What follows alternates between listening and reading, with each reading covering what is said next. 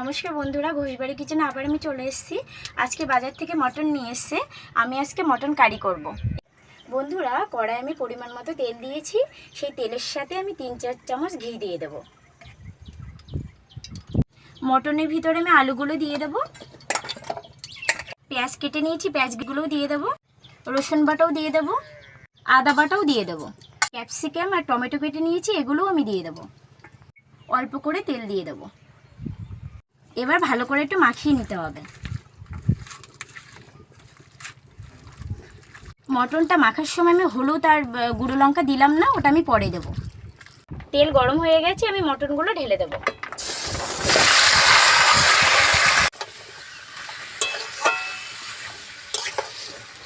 মাটনে আমি 1 চামচ লবণ দেব। লবণ দিয়ে 5 মিনিট ঢাকিয়ে রাখবো, তাতে মাংসটা সিদ্ধ হয়ে যাবে। 5 মিনিট মটনটা আমি সিদ্ধ করতে রেখেছি। এর ভিতরে আমি মটনের মশলাটা তৈরি করে নেব। পরিমাণ মতো লঙ্কার গুঁড়ো নিলাম, কাশ্মীরি লঙ্কার গুঁড়োও নিলাম, পরিমাণ মতো হলুদ নিলাম, জিরে বাটনা নিলাম, অল্প পরিমাণে গোলমরিচের গুঁড়ো নিলাম, 3 চামচ টক দই নিয়েছি।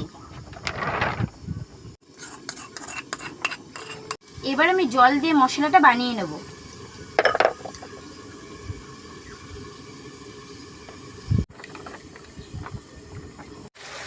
মটনগুলো সিদ্ধ হয়ে গেছে, দেখুন আলুটাও সিদ্ধ হয়ে গেছে। এবার এই মশলাটা বানিয়েছি, এই মশলাটা আমি ঢেলে দেবো মটনের ভিতরে।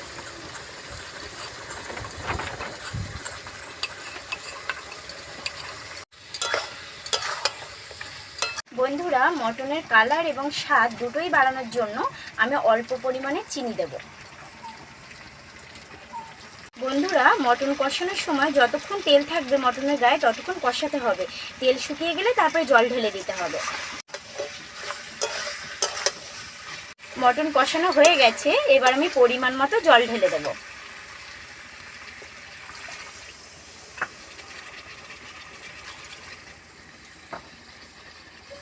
বন্ধুরা, আমি ঢাকনা দিয়ে আধা ঘন্টা তরকারিতে ফুটতে দেব।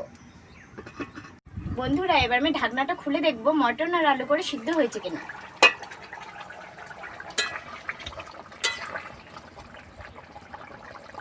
হ্যাঁ, সিদ্ধ হয়ে গেছে। মটন হয়ে গেছে, এবার আমি গরম মশলা দিয়ে নামিয়ে নেব।